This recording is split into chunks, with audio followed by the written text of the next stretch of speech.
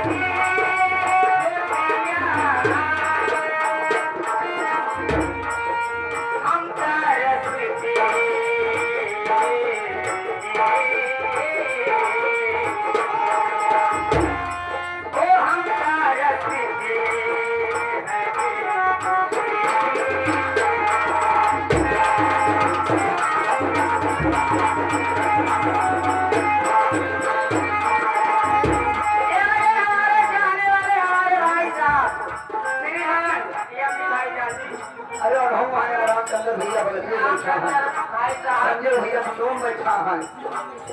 देखिए सभी लोग बैठे हैं, इन लोगों का सहयोग है, सभी कलाकारों को आप सम्मान दे रहे हैं। आपने बहुत सारा दिया, आप सभी को बहुत बहुत धन्यवाद। तो आप लोग सुबह तक रहिएगा।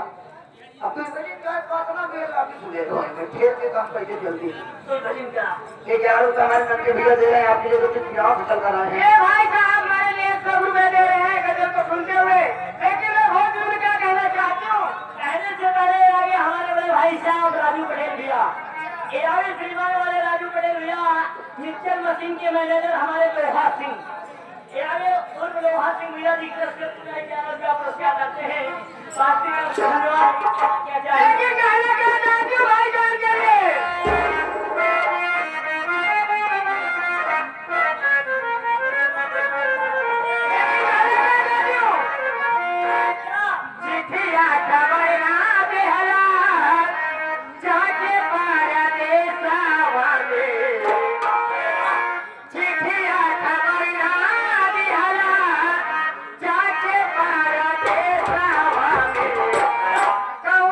सवाल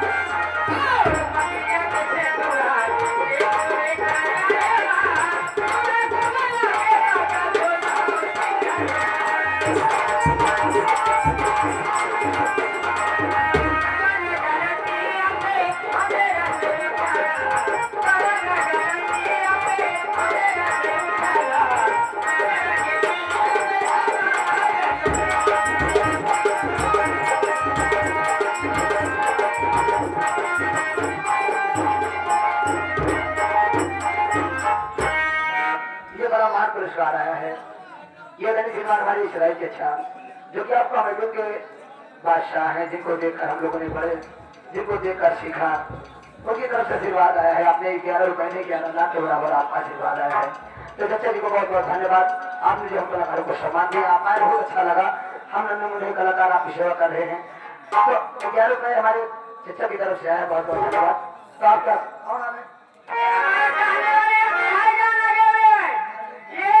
भोजपुरी को सुनते हैं 4 रुपए दे रहे हैं, लेकिन सावन का महीना चल रहा है। रहमान जी, मैं कहा जा रही हूँ, लेकिन कैसे चलूंगी?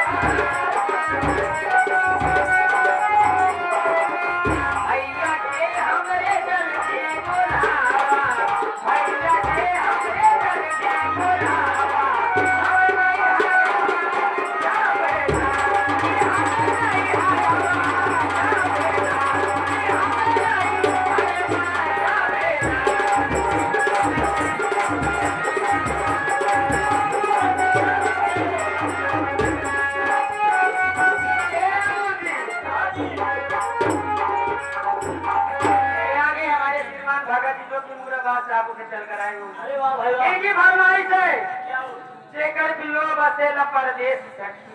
अरे वाह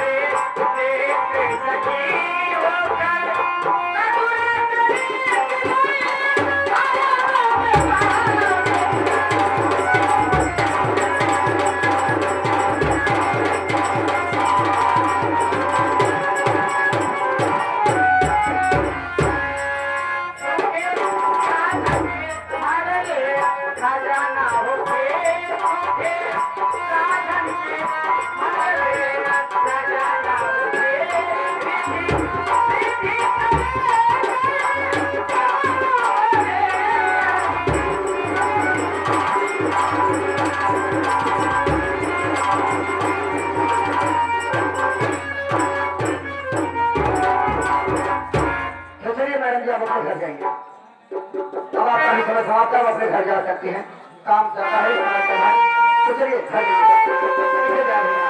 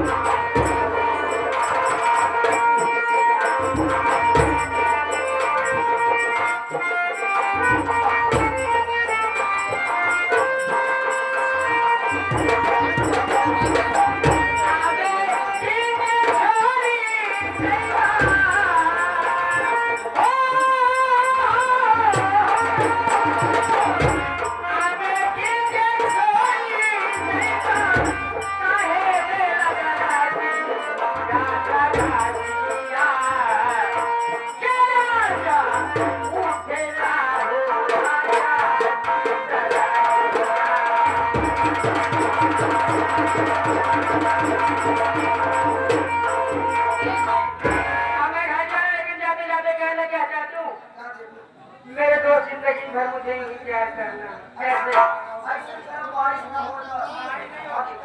लेकिन हमारे वाले बबलू भाई बता जा रहे हैं